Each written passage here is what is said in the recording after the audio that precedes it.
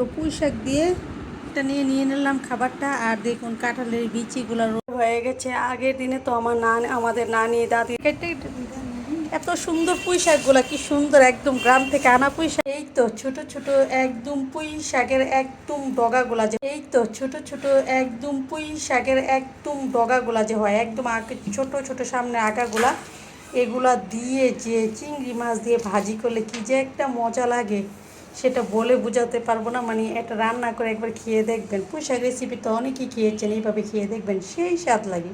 কয়টা চিংড়ি মাছ দেবো, দিয়ে রান্নাটা করব। প্যানে পরিমাণ মতো তেল দিয়ে দিলাম, দেব পেঁয়াজ কুচি। তো রাতের বেলা রান্নাটা করছি, তো পেঁয়াজটা কিছুটা সফট হয়ে এসেছে। ছোটো দেশি আলু, যেটা আমাদের জমির দেশি আলু, কেটে নিয়েছি কুচি কুচি করে। কাঁঠালের বিচি কেটে নিয়েছি।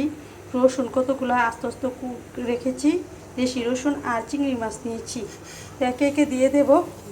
তো দিয়ে দেবো কাঁঠালের বিচিটাকে। তো এগুলাকে শক্ত যেগুলা শাকটা পরে দেব, এগুলোকে কিছুক্ষণ ভেজে নেব।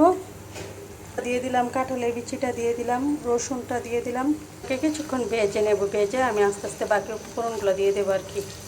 বিচি আলু পেঁয়াজ ভাজা হয়ে গেলে এখন চিংড়ি মাছটা দিয়ে দেবো।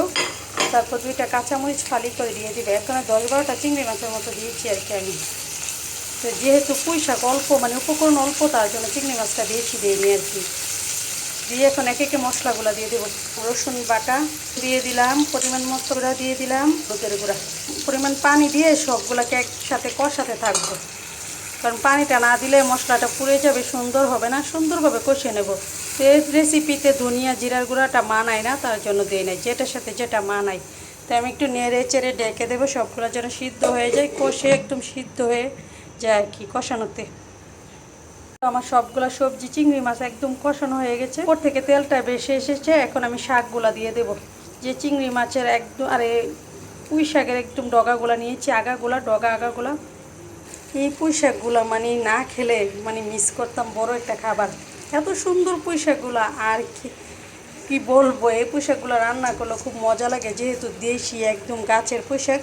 তো আমি এখানে এক্সট্রা কোনো পানি দেবো না। পুঁই শাক থেকে যে পানিটা উঠবে এটা দিয়ে আমার পুঁই শাকটা সিদ্ধ হয়ে একদম মাখা মাখা হলেই উঠিয়ে নেব। তখন আমি আবারও ঢেকে দেবো।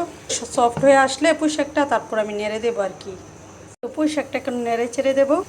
পুঁই শাকটা যখন সফট হয়ে যাবে একদম, নেড়ে চেড়ে, মাশাআল্লাহ দেখুন কালারটা কি সুন্দর এসেছে। মানে সবগুলা সবজি দেওয়াতে আর চিংড়ি মাছটা পড়েছে, তো মানে স্বাদটা একদম দ্বিগুণ হয়ে যাবে।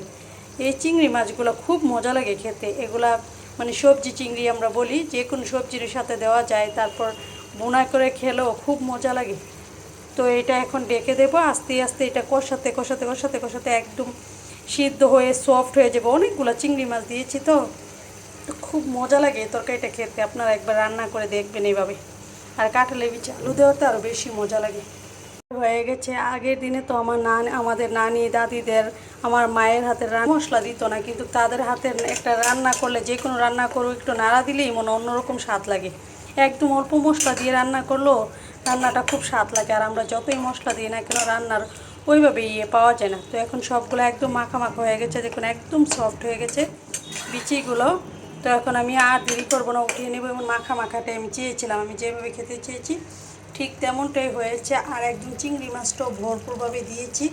খুব মজা হয়েছে এই তরকারিটা দিয়ে, আজকে খুব মজা করে খেতে পারবো। তো সবাই ভালো থাকবেন, আল্লাহ হাফিজ। তো পুঁই শাক দিয়ে এটা নিয়ে নিলাম খাবারটা। আর দেখুন কাঁঠালের বিচিগুলো, রসুনটা, তারপর দেওয়াতে কত সুন্দর হয়েছে কালারটা। বিশ্বাস করবেন না, একটা তরকারি হলে আপনার আর কিছুই লাগবে না। এই এক তরকারি দিয়ে আপনি খেয়ে উঠে যেতে পারবেন, এত মজা এই খাবারটা। বিসমিল্লাহ।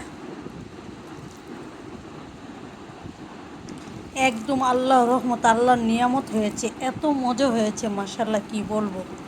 পুঁই শাকটা যেমন ইচ্ছে করছে একদম, এত মজা হয়েছে। গ্রামের থেকে আনার কারণে নাকি বুঝি না, মানে এখানের পুঁই শাক রান্না করলে এত মজা লাগে না। সত্যি বলতে এতটা মজা হয়েছে মাশাআল্লাহ, অনেক মজা হয়েছে। এভাবে একবার রান্না করে দেখবেন, খুবই মজা লাগে।